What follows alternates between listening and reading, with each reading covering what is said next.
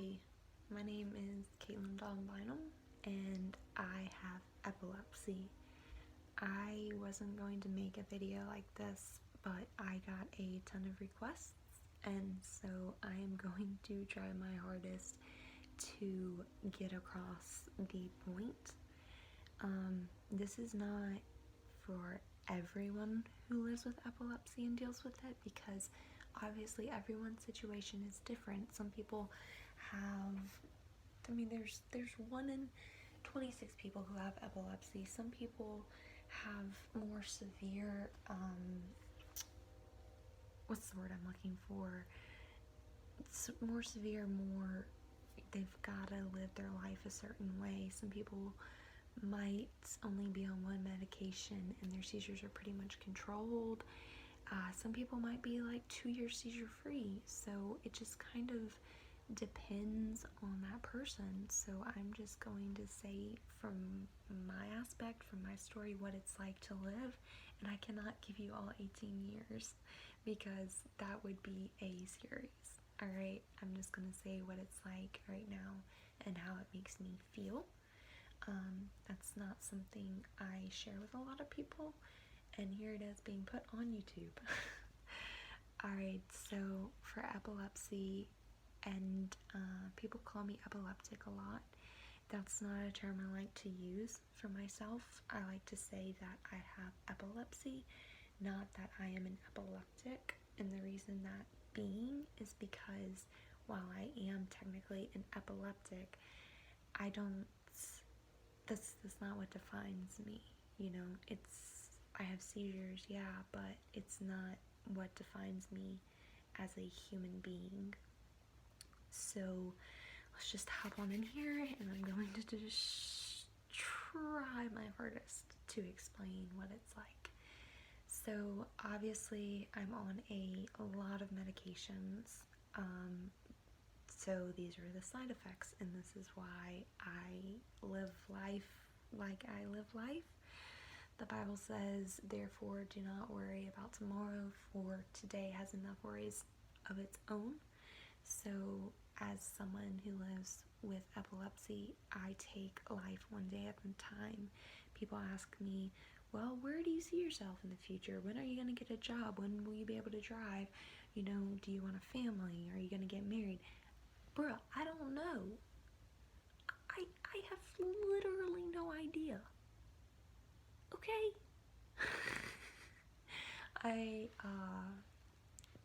So that's just kind of my philosophy right now, I take one day at a time, and yes, I have dreams, but whether they'll come true or not is in God's hands, so I just pray God's will over my life.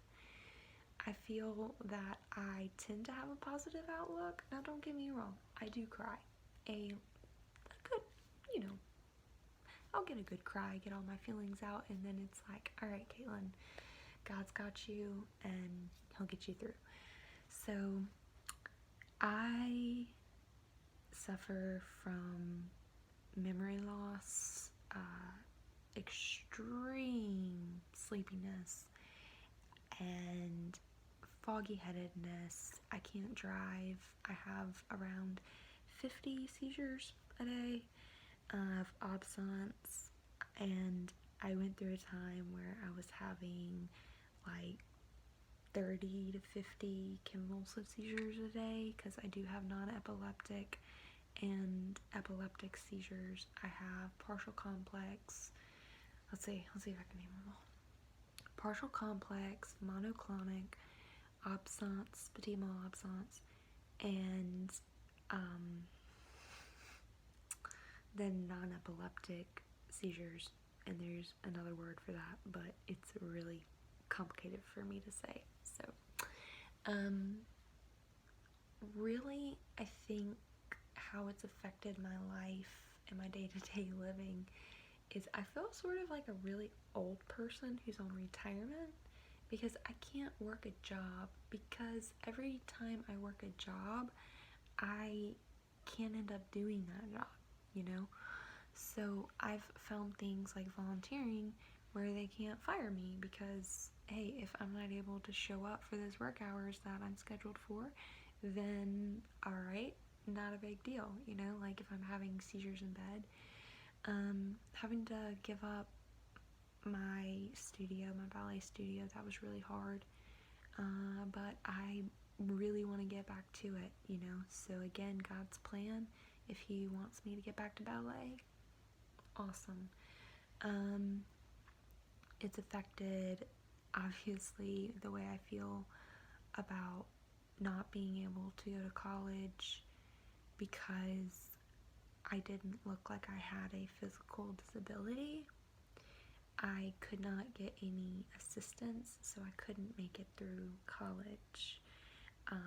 Memory loss. I have to write myself like post-it notes and stick them all over the place so I remember what I'm supposed to do that day. I have alarms set on my phone. My medications have taken away my appetite, so sometimes I'll go all day without eating and I'll be like, oh man, I haven't eaten today. So I have literally little reminders on my phone saying, you need to eat today, and my timer will go off. I nap every day because I'm constantly tired and there's nothing I can really do about that. I try to go to sleep, but a lot of times I'll wake up in the middle of the night. Just that's what it's like. Not being able to drive is a big hindrance of my feeling of independence. I still kind of feel like I'm 14 because I'm not able to drive and go get a job and do what other people living a normal life are able to do. And I feel sometimes that maybe my dreams, my personal, you know, what I want to do is not going to happen. But again, I just give it to God and take one day at a time, and that's not sometimes the world's view. They want you to have a plan, a set plan, a set, this is what you're going to do with your life. You know, you need to go to college and you're going to get a good job, then you're going to get married, then you're going to have kids. I have epilepsy, and I know I'm going to that excuse, but I feel like that's a pretty valid reason. So the positives of how I live my life is on good days, I'm able to ride a beautiful horse. I'm able to volunteer. I have a great dog. I have a wonderful support system.